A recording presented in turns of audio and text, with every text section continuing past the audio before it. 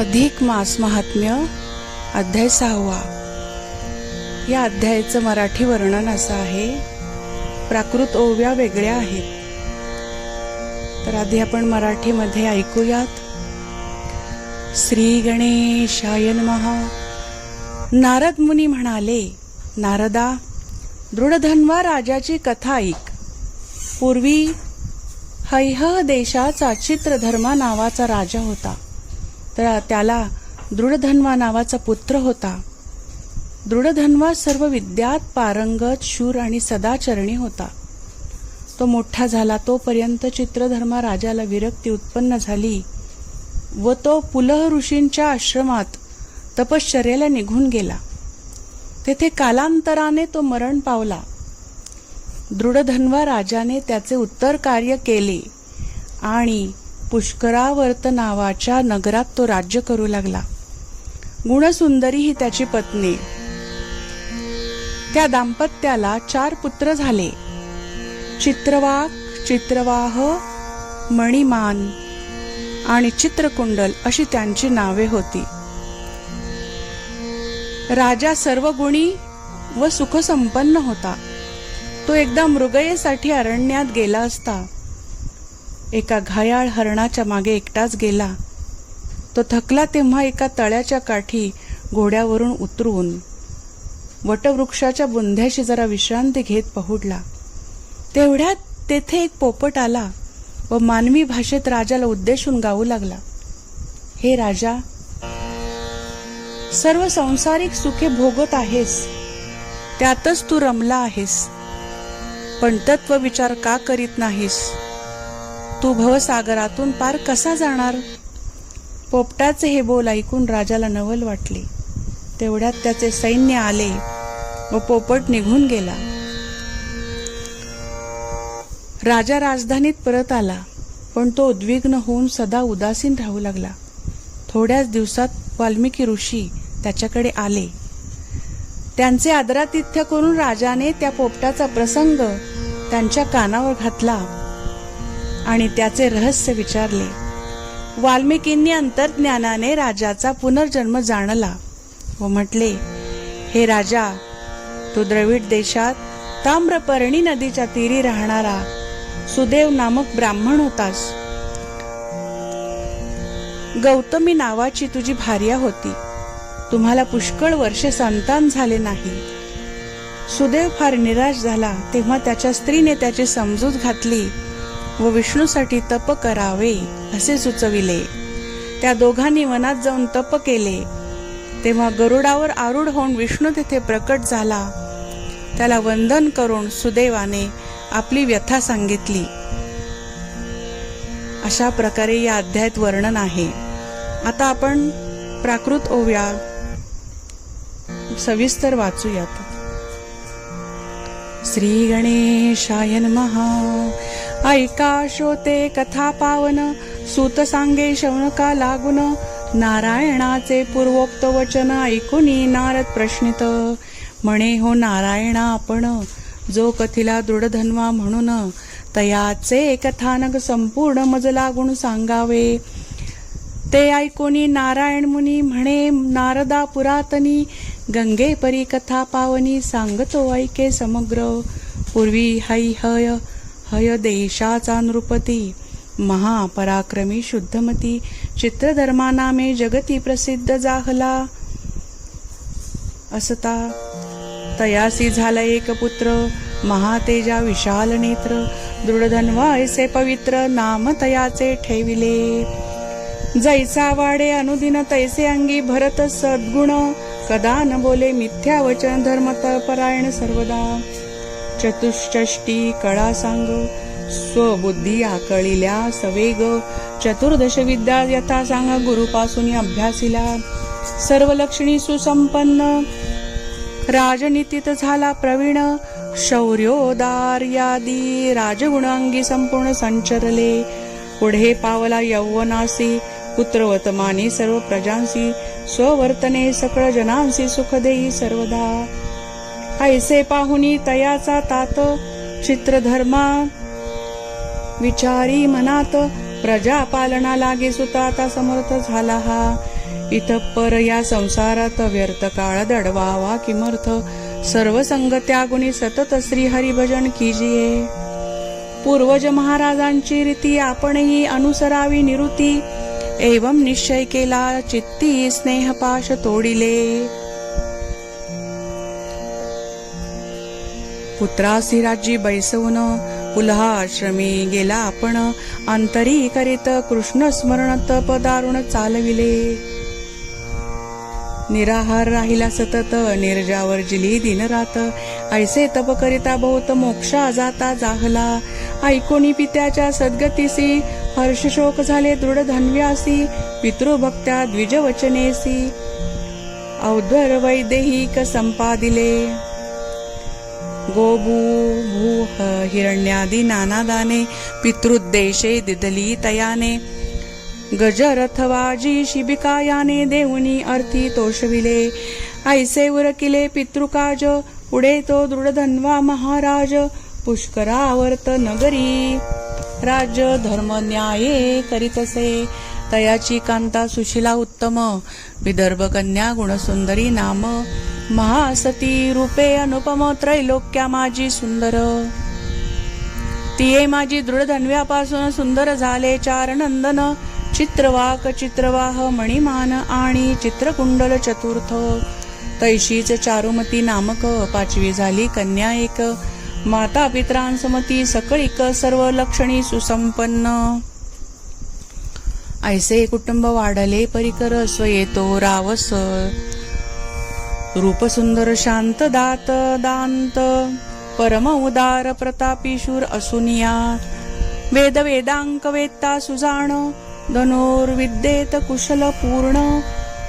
क्षमे विषयी पृथ्वी समान, गांभीर्ये जैसा सागर. साम्याविषयी पिता महसा, प्रसाद कर्षा करता गिरीशा. ऐसा उग्रवीर्य कार्तवीर्य जैसा, दिसे तैसा शत्रूंसी. एक पत्नी व्रतधारी, राघवा ऐसाच निर्धारी. शत्रू संगवी विदारणकारी, जैसा दैत्यारी केवळ.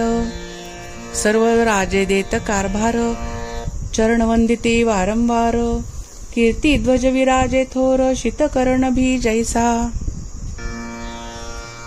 शुक्ल पक्षीचा जैसा हिमांश, तैसे ऐश्वर वाढले विशेष.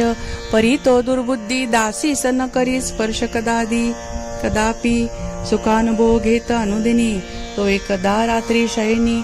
निजला असता तयाचे मनी, विचारैसा उद्भवला. हे माझे अतुल वैभव, त्याचा कैसा झाला उद्भव. कवण्या पुण्याचा हा प्रभाव, उदया सर्वच आला असे. मी आजवरी जन्मा ठाई, तपाचरण केले नाही. दान जपकी होमादिकही, सत्कर्म काही नाचरिले. तथापि हा भाग्योदय महान, याचे कोणा पुसावे कारण. ऐसे अंतरी करिता मनन, रात्र संपूर्ण लोटली. ब्राह्मो मूर्ती उठला राव, नित्यकर्मी सारिली. सर्व नाना दाने घेऊन अभिनव, विप्रचरणी वंदिले. मग अश्वावरी आरोढणी, मृगयार्थ गेला घोरवनी. सवे सेना चतुरंगिणी, शस्त्र सन्नद्ध धावली. निबिड झाडी वृक्ष विशाळ, तेथे पातला तो नृपाळ. नरांचा ऐकुनी पायचळ, पशु पळत चालले. परिरायाचे अचूक संधान, बाणसोडी मर्म लक्षुण. व्याघ्र वराह गवे हरिण, असंख्य मारून पाडित. तो एक मोठा हरिण देखिला, राये तीक्ष्ण बाणे विंधिला. परी तो न पडता त्या शराला, घेऊनी पळाला वनांतरी. तद्रक्त बिंदू गेले पडत, तोची मार्ग अनुलक्षित. राजेश्वर घोडा फेकीत धावला त्वरित एकलाची. दूरदेश अतिक्रमिला, निबिडवनी नृप लपला. राये सर्वत्र दुंडाळेला, परी कोठे सापडेना. माध्याना आला सूर्यदेव, आतपे तापले अंग सर्व. कासावी झाला जीव, तृषा बहुत लागली. सवे नाही सेवक कोणी, स्वयेची राव शोधी पाणी. तव त्यावनी सागरावाणी, सरोवर मोठे देखिले. तेथे जाऊन या तक्षण यथेच्छ केले उदकपान. आणि अश्वासही जळ पाजून, तिरी घेऊन ठाकला. तो तेथे गगन चुंबित, वटवृक्ष देखिला विस्तृत. जयाची छाया परमाद्भुत घनदाट पसरली से, तेथे बांधुनी आश्वासी राजेंद्र बैसला छायेसी, तो सुंदर एक शुकपक्षी अवचित तेथे पातला, आणि मनुष्यवाचे अलौकिक रायासी संबोधी सुरेख, पुन्हा पुन्हा एकची श्लोक पडता झाला ऐसा की. श्लोक. विद्यमानातुल सुख मालोक्यातीव भूतले, न चिंतयसी तत्वं त्वं तत्कथं पारमेशसी. भूतडीच्या दृश्य सुखासी अनुपम मुख्य ऐसे मानसी, परी न विचारिता तत्वासी पार पावसी कैसा तू. ऐसा सो शुकोक्त श्लोक ऐकताची नरनायक, अंतरा माझी मोहरिक पावनी विचार करी की. हा शुकपक्षी वारंवार काय हे पद्य बोलतो मधुर, याचा अर्थ दुर्बोध फार केवळ सार भरले से. श्रीकृष्ण सेवक परीक्षित निमग्न होता भवाब्दित, तया सांगुनिया भागवत श्री शुकदेवे उद्धरिले. तया परी मज उद्धराय हा शुकरूपे व्यासतनय, सद्बोध करता सदय शुकची आला नसेल की. ताविणाईशी कोठुनी वाणी ऐसे राव विचारी मनी, तो तेथे त्याची आली वाहिनी कीरगुप्त जाहला. मग त्या सर्व सैन्यासहित राजेंद्र आला स्वपुराप्रत, परी किराचे वाक्य स्मरत न बोले किंचित कोणाशी. कोणी काही पुसिले तथापि तया उत्तर न दे कदापि. खानदान निद्रादी रूपी सकळ भोग त्यागिले, आणि झाला भ्रमिस्था वाणी ऐसे पाहुनी पट्टराणी. गुणसुंदरी तया लागुनी हस्त जोडणी विनवित, म्हणे हो मम प्राणनाथा ना आजही ऐशी काय अवस्था. तुम्हा नसता काही न्यूनता आली खिन्नता कोठूनही, खानपान सर्व त्यजून ऐसे का धरिले ती मौन. तुमची ही स्थिती विलोकून मज दारुण दुःख होय, तरी उठा उठा हो प्राणेश्वरा. मजवरी आता दया करा भोजन सारुनिया, सत्वरा काही बोला मजपाशी. ऐसे तिने विनविले बहुत परी रावण बोले, किंचित शुक वाक्याचा विचार करीत तैसाची निवांत बैसला. राणीस झाले दुःख अपार पुढे सुचेना, काही विचार पतीचे चिंतेचे साचार कारण काही समजेना.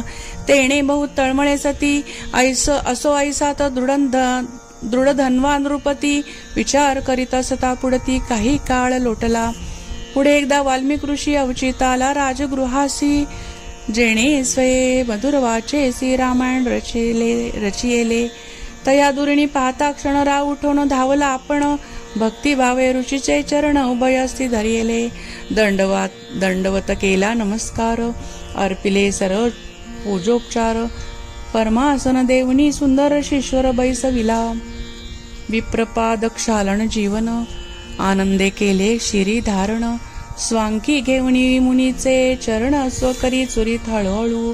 शुकवाक्य मनी स्मरत मधुरवाणी राजा बोलत, हे भगवन मुने मी सांप्रत कृतकृत्य खचित जाहलो. माझे जन्म सफळ झाले, सर्व अर्थ आज लाभले. श्रुताधिकई आज वहिले, फळासी आले साचार. जगत पावन पावन आपण तई मज हे दिदले दर्शन. तस्मात मी महाभाग्यवान काय वर्णन करू आता. मज समधन्य आज ना कोणी, ऐसी रायाची विनम्र वाणी ऐकून या श्री वाल्मिक मुनी संतोषणी बोलतो. राया तू धन्य खरोखर, माझा उत्तम केलासी आदर. आणि जे बोलिलासी मधुर ते तुझ योग्यची असे पा. तरी चिंता तोर का असशी, मनोगत सर्व सांग मजसी. जे काही बोलावया इच्छिसी, तेही बोले सकळीक. ऐशी मुनीची ऐकता वचने, राव बोले बहु विनयाने. आपुलिया पदाब्जव कृपेने मज नावणे काहीच. सर्व सुखासे परिपूर्ण, परी हृदयी संशय महान. शल्यवत एक उदेला दारुण, तो तू घालवी सत्वर. तो एकदा मृगयार्थ गेलो होतो गहन वनात. तेथे फिरता फिरता अवचित महात कासार देखिले. तयाचे केले जळ प्राशन, मग विश्रांती घ्यावी म्हणून तिरी वटवृक्ष होता महान. तयाचे छाये बैसलो, तव हृदयानंद कारक ऐसा पातला किरेक, बैसोनिया मम सन्मुख ऐसा श्लोक बोलला. विद्यामाना तुल सुखमालोक्यातीव भूतले, न चिंतयसि तत्त्वं त्वं तत्कथं पारमेष्यति. ऐसे शुकाचे ऐकुनी भाषित, मज आश्चर्य झाले बहुत. परी काय बोलला ते हृद्गत, काहीच नाही समजले. आणि मज राज्य सुख अपार, उत्तम पुत्र आहेत चार. पत्नी पतिव्रता सुंदर, मामानुकूल वर्तत आहे. आणि गजास्वरथ पदादी इत्यादी सर्व अतुल संपत्ती, ही कोणे पुण्य प्रभावे निवृत्ती मज लाभली आहेत. हे सर्व ही विचार करून मज सांगावे विस्तारून, आपण सर्वज्ञ ज्ञानगण संशय छेदन कीजिये. ऐसे रायाचे ऐकुनी भाषित, मुनिवर्ग प्राणायाम करीत ध्यान लावून एक मुहूर्त विश्व समस्त पाहिले. अंतरी जाणून सर्व वृत्तांत वाल्मिकी म्हणे, भूपती प्रत राया तुझे प्रागजन्मचरित सांगतो समस्त ऐकपै. अगा तू परोजन्मी सुजाण, द्रविड देशस्थ होतासी ब्राह्मण. तयाचे सुदेव नामाभिधान सर्वलोकी विख्यात असे. तो ताम्रपर्णी तीरी वसत, वेदाध्यायन करी सतत. सत्यवादी स्वधर्मरत, यथा लाभे संतोषी. तयाची भार्या सर्वमान्या, गौतमी नामे गौतम कन्या. सद्गुण खाणी जी सम अन्या, जगीनसे कोणीही. ती महासती प्रेमे सतत, व्रतारासी अनुसरोन वर्तत. जैशी भवानी शंकरा प्रत, अनुसरत सर्वदाही. तये भार्येसे तो ब्राह्मण, करीत गृहस्थ धर्माचरण. बहुत झाले कालक्रमण, परी संतती नाही जाहली. तेणे त्यागे तो अति दुःखित, रात्रंदिन चरफडत. एकदा भार्या पाद सेवित, बैसली होती आनंदे. तै तो सुदेव गाई भरुणी, तियेसी म्हणे गे प्रिय करणी. संसारा माझी पत्रावणी, अधिक सुख अन्य नसे. तपोदाना ती पुण्ये सकळिक, लोकांतरी देताती सुख. देताती सुख, ह्य परलोकी सुखदायक. सुपुत्रची एक असे पै, तरी तो तैसा सुखद सुत झाला. मज झाला नाही येथ, यास्तव माझे सर्व जीवित निष्फळ असे साचार. असे म्या पुत्रा नाही लालिले, वेदार्थ तत्व नाही बोधिले. तन्मुखही नाही देखिले, व्यर्थचे गेले मम जन्म. मी केवळ दैवहीन, जळोजळ हे उद्विग्नपण. आता व्यर्थ काय वाचून शीघ्र मरण मज येवो. ऐकोनी गौतमी सुंदरी अत्यंत खिन्न झाली अंतरी. पतीचे समाधाना सत्वरी सौम्य वचने बोलत, म्हणे नका नका हो प्राणनाथा, ऐसे अभद्र न बोला आता. तुम्हा ऐसे ज्ञाते तत्वता, मोहन पावत कदापि. तुम्ही सत्यधर्मपरायण, स्वर्गही जिंकिलात संपूर्ण. तुम्हा अन्यानिया पुत्राचे न सुखाप्ती कैसी होणार. पुत्राशेनी दुःख अपार. पूर्वी चित्रकेतू राजेश्वर पुत्र शोके, झाला तुर नारदे येऊनी उद्धरिला. तैसाची अंगराजा महान, तया दुपुत्र झाला वेन. तयाचे त्रासे तो रात्री उठवून, गेला पडून वनासी. ऐसे आजवर या जगात पुत्रे दुःखित झाले बहुत.